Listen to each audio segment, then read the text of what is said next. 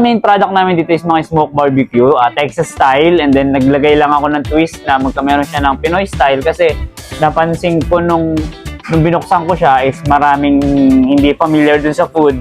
Naggawa ako ng mga menu na familiar yung Pinoy sa ganun lasa, like yung mga Texas barbecue, minimix ko siya at kare-kare, Bicol Express, sisig. Sisig kami nagsimula ng pandemic eh.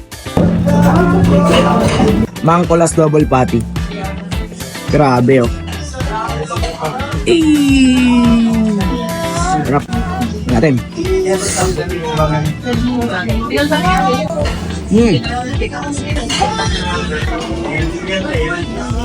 Sila mismo gumawa, sila mismo nag-marinate, nag-smoke, lahat.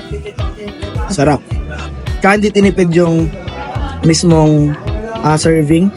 200 plus lang to. 209, I think. Ganyan. Sulit na sulit ka na dito.